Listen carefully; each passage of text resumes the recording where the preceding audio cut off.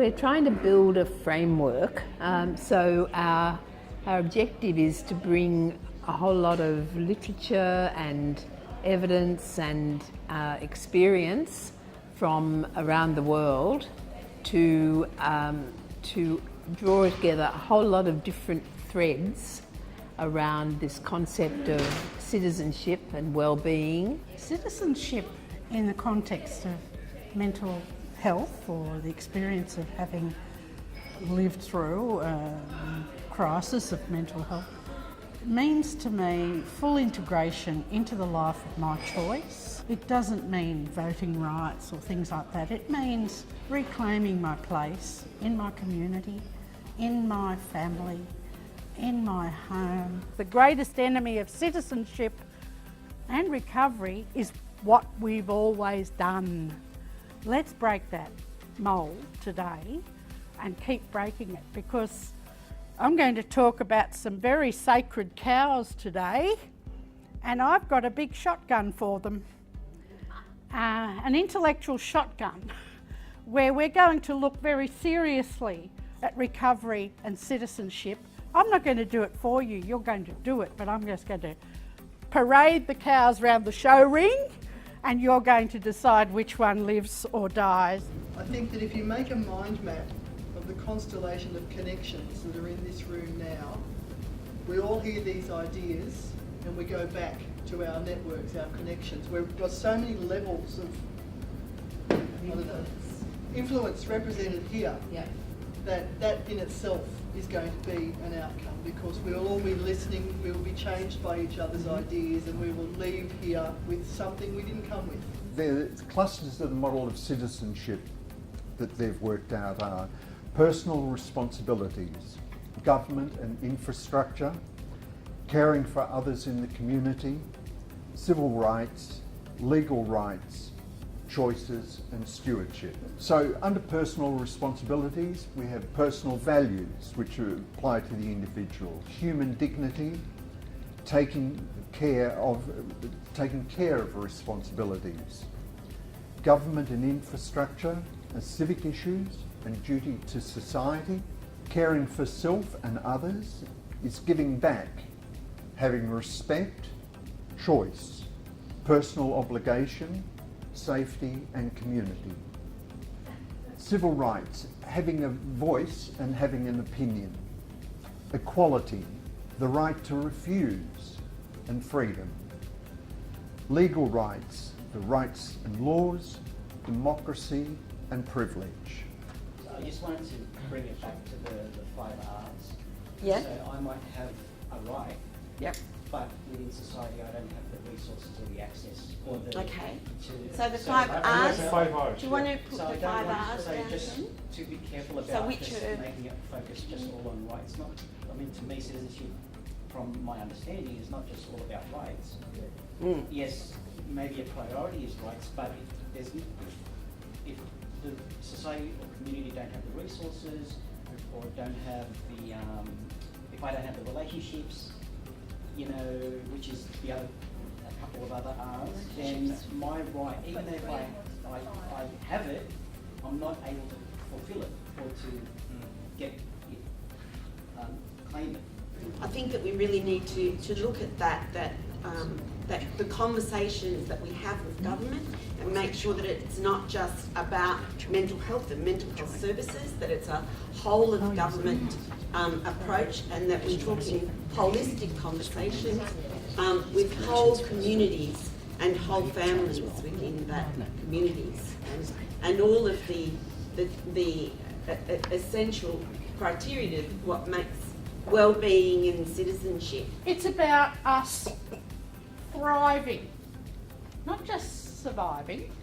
And most of our service paradigms teach us to help the person survive. I think there was some very passionate discussion earlier about suicide prevention programs.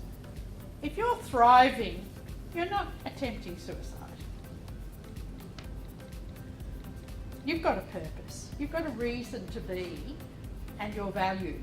We have really hung our hat on recovery as a principle overall, and believing that and trying to help everybody to be a contributing member of society and a firm belief that that is possible and people should be enabled, supported in any way that they can. Recovery is not only an individual journey.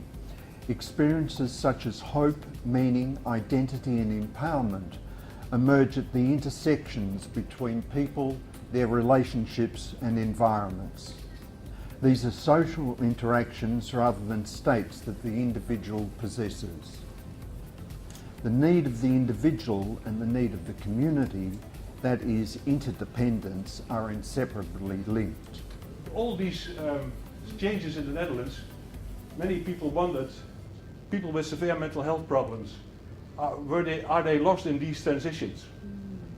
So we made this national action plan called Crossing the Bridge, aimed to improve the mental health care for people with severe mental health problems.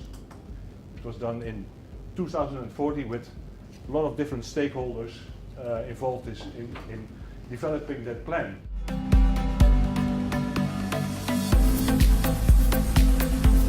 Of course we know the concept of citizenship in Holland too, but how to promote citizenships for mental health care consumers, that's I think a good thing to take away from here, from this conference, to the Netherlands and learn how to facilitate it in our country.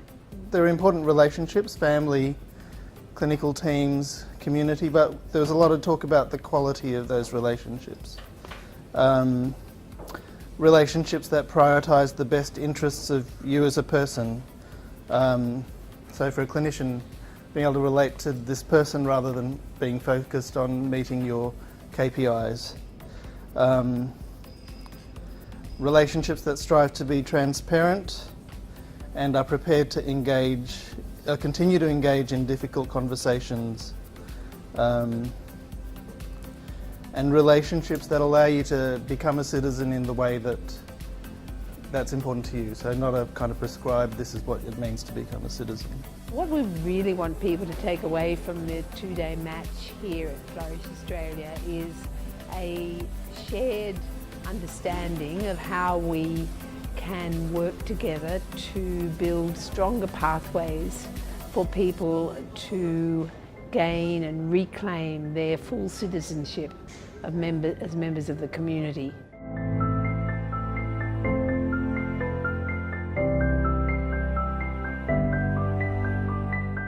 I think that it's really important to attend these conferences because you hear about groundbreaking stuff from the world over, you know, all different countries coming together to share their experiences, and inevitably the people that come to these things are people that are really passionate about making a difference, and they tend to be brave people.